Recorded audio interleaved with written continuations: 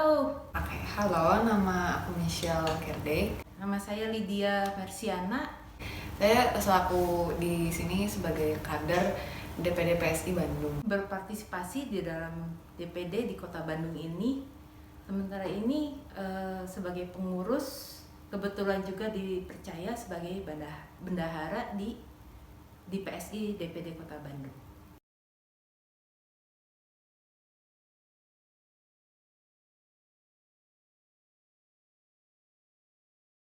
Kota Ramah Perempuan.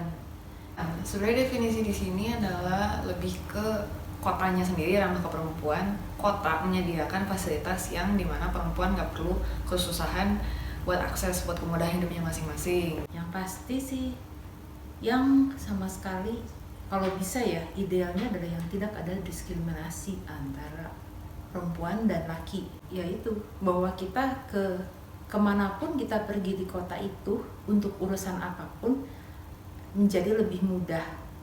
Misalnya di setiap tempat yang publik itu fasilitas untuk toilet buat laki-laki atau perempuan ada, ataupun pasti ada tempat untuk ibu menyusui, dimana itu kan perlu satu tempat sendiri yang nyaman dan tertutup, karena itu kegiatan yang private ya sama-sama.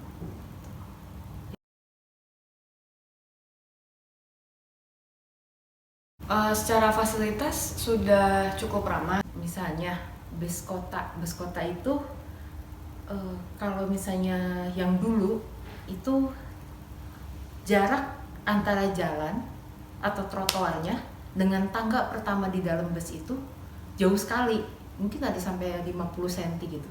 Nah kalau sekarang halte-halte itu kan beberapa sudah dibikin tinggi sekali, sehingga kalau kita masuk ke dalam bus itu kan datar tuh. Masalahnya yang begitu itu cuma ada di beberapa jalan yang sudah prime, jadi cuma jalan-jalan utama aja gitu. Ada syarat lingkungan yang ramah juga, dengan kata lain bebas dari pelecehan seksual, diskriminasi di tempat kerja, dan itu masalah yang lebih kompleks lagi karena masih banyak layer-layer yang harus diuraikan dari situ, entah dari pendidikan, entah dari strata ekonomi, entah dari lingkungan yang pelakunya tumbuh. Karena masalahnya di situ, daripada ke fasilitas kota, saya rasa lebih ke sifat dasar pelaku pelecehan seksual itu yang harus dibenahi. Senyaman apapun fasilitas yang ada di kota, angka dari pelecehan seksual tidak akan berkurang kalau misalkan problem itu tidak diadres in the first place, gitu menurut aku seperti itu.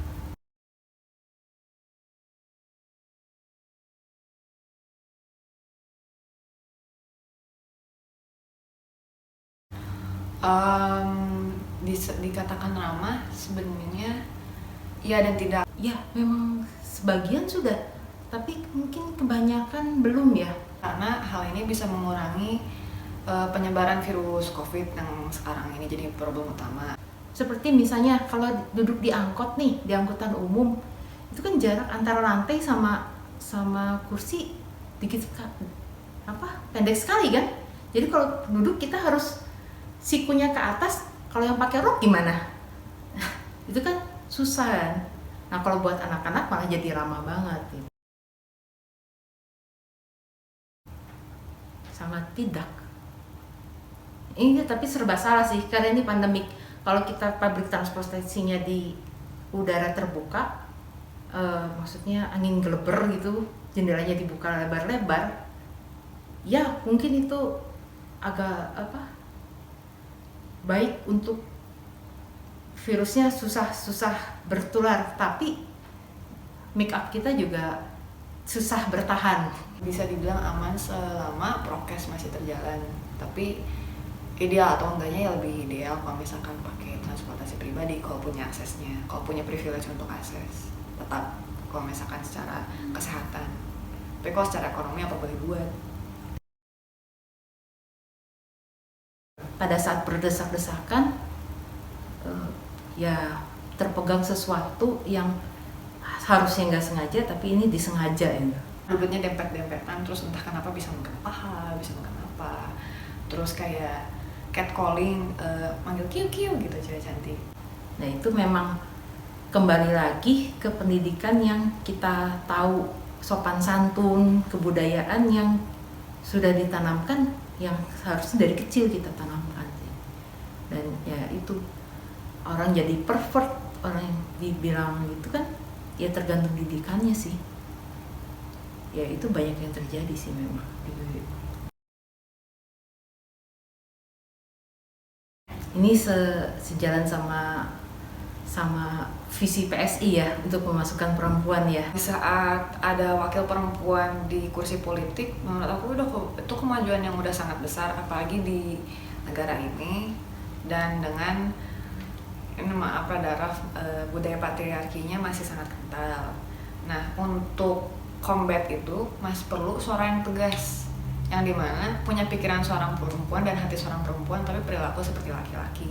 Ya, sebagai perempuan yang tahu masalah perempuan, yang tahu kebutuhan kita, ya siapa lagi kalau bukan perempuan lagi ya.